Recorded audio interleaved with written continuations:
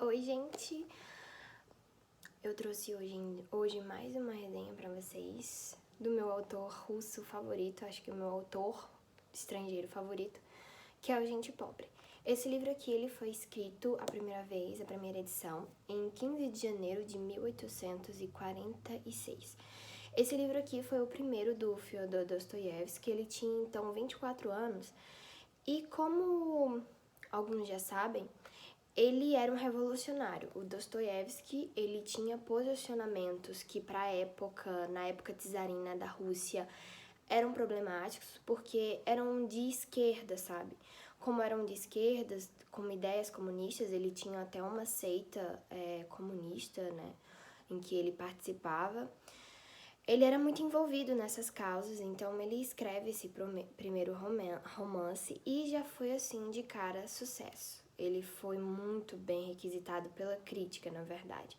A alta crítica viu e elogiou muitos livros, as pessoas que, né, os estudiosos na leitura amaram isso daqui, e o povo, quando viu isso, começou a comprar e, é bom. Sabe quando a pessoa não entende, mas sabe que uma pessoa que é entendida disse que é bom e eles começam a gostar?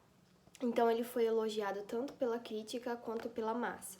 Esse livro, ele é um diferencial assim na Rússia, porque ele não era como os romances de Pushkin e os outros romances e tal. Ele era um romance, só que ele é um romance social, sabe?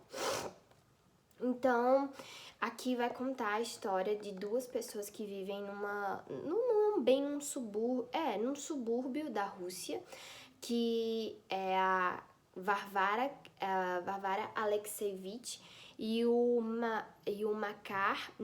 a Varvara Alexieviana e o Makar Alexievich, é que eu confundo os sobrenomes. Mas a Varvara, ela é uma moça e ela é jovem, que ela é muito pobre, ela mora num subúrbio da Rússia, e para sobreviver ela faz alguns bicos de costureira. Mas a grande parte da sua vida, assim, da sua vida financeira, ela é ajudada pelo Makar, que dá para entender que eles são alguma espécie de parentes distantes, é por isso que ele ajuda ela. E o Makar, ele tem um grande apreço por ela. Esse livro, na verdade, ele é todo assim escrito por cartas, sabe? Ele é em romance epistolar completo, assim, sabe? É da primeira até a última página, eles escrevendo cartas um para o outro. Então, nessa obra, a gente vê que o Makar, ele tem um grande apreço pela Varvara. E não é uma coisa maliciosa, pelo menos eu não vi dessa forma, mas ele realmente tem um apreço por ela muito grande, ele tem um amor muito grande por ela, um carinho, um cuidado e um respeito. Respeito tanto esse que, pra época, ele sabia que não seria bem visto um homem visitar uma casa de uma moça solteira que vive sozinha junto com a criada. Ele sabia que as pessoas iam isso dar pano de fundo para fofoca, para as pessoas maldarem a relação deles. Então eles se evitam falar, né? Então eles são meio que vizinhos e eles trocam cartas assim para conversar. É a única forma que eles têm de se comunicarem sem que as pessoas vejam e sem que as pessoas falem coisas que com certeza iriam modificar a vida deles, né, o cotidiano deles. O Makar, ele é uma pessoa bem pobre, ele é um redator de livros, mas ele é muito intelectualizado. Aqui a gente vê várias referências de livros que ele gostava e que ele dava pra Varvara. E a Varvara também, ela gostava muito de livros e ela fala pro Makar os livros que ela tá lendo, que ela vai emprestar pra ele. E é muito bonito ver a relação deles, né? A Varvara, ela é órfã tanto de pai quanto de mãe, ela vivia meio que na zona rural da Rússia, então ela vem para São Petersburgo logo depois que o pai, eles precisam se mudar, depois o pai dela morre, eles vão morar numa pensão, numa casa de pensão, na época isso era normal, pessoas morarem em casas de pensão, e a mãe dela vai adoecer e vai a vir falecer também. Nessa pensão também, ela vai viver um pouquinho da sua vida, da sua pré-adolescência e adolescência, ela vai ter o seu primeiro amor, assim, platônico pelo seu professor. Aí depois vai acontecer uma coisa com ele, mas é muito terrível.